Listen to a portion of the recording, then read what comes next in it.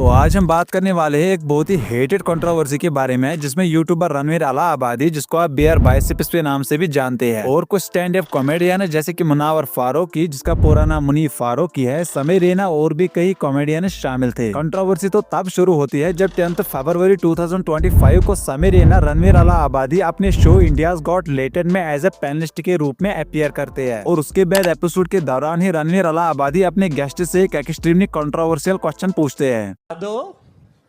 Watch your parents have sex every day for the rest of your life. क्या हो गया रणवीर भाई को? अपने अपने पकड़ लीजिए तुरंत। Or would you join in once and stop it forever?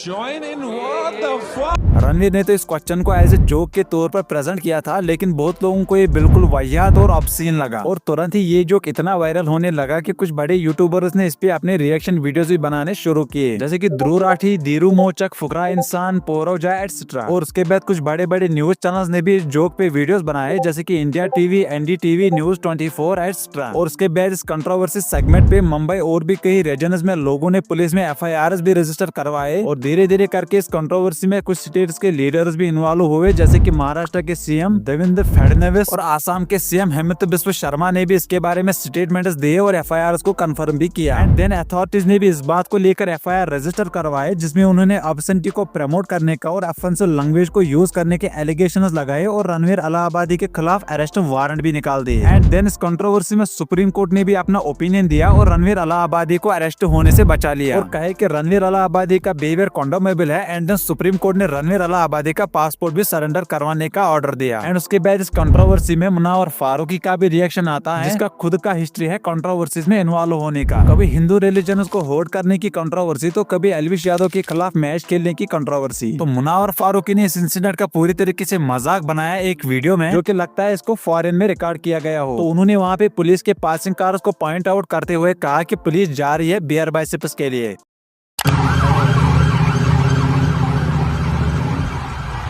Police जा रही है बियर बाइसेप्स और साथ ही में कैप्शंस में ये भी लिखा कि लड़का निकल गया हाथ से। जिसके बाद लोगों ने इस पे अपने अपने रिएक्शंस भी दिए और कंट्रोवर्सी को और भी ज्यादा फ्यूल दिए। एंड उसके बाद इस कंट्रोवर्सी में बहुत सारे बड़े बड़े सेलिब्रिटीज भी अपना ओपिनियन दिए, बहुत सारे इंडस्ट्री के बड़े बड़े नाम भी रिएक्ट हुए, जैसे कि मुकेश खन्ना ने तो इस बात को बिल्कुल कंडम कर दिया, और इम्तियाज अली ने तो इसको इमेच्योर बोल दिया, और जैकी सर ने भी क्लियर कर दिया कि ये बिल्कुल भी एक्सेप्टेबल नहीं है। एंड उसके बाद ये इंसिडेंट डिजिटल मीडिया में फ्री स्पीच के बारे में एक बड़ा डिबेट शुरू कर दिया था, और बहुत लोग तो ये भी मानते हैं कि बैकलॉश और लीगल एक्शन के आगे कंटेंट क्रिएटर्स को सेंसरशिप का भी फेस करना पड़ सकता है। उसके बाद पार्लियामेंट की एक कम्युनिटी ने ministry of information and broadcasting को अप्रोच करके डिजिटल कंटेंट क्रिएटर्स के लिए रेगुलेशन के लिए और स्ट्रिक्ट लॉज बनाने की डिमांड भी की। एंड उसके बाद इस कंट्रोवर्सी सेगमेंट में राइट विंग मीडिया का भी रोल आता है, जहाँ पे कुछ प्रो गवर्नमेंट मीडिया आउटलेट्स ने भी इस कंट्रोवर्सी को एम्पलीफाई किया, और उन्होंने इस इंसिडेंट को एक मॉरल क्रिस की तरह देखा। और तो और कुछ लोग ये भी कहते हैं कि रणवीर इलाहाबादी ने जो को एक ऑस्ट्रेलियन यूट्यूब चैनल से कॉपी किया है OG क्रू के इस वीडियो से, जिसको आप एक बार यूट्यूब पे भी चेकआउट कर सकते हो। Would you rather watch your mum and Dex every night for the rest of your life,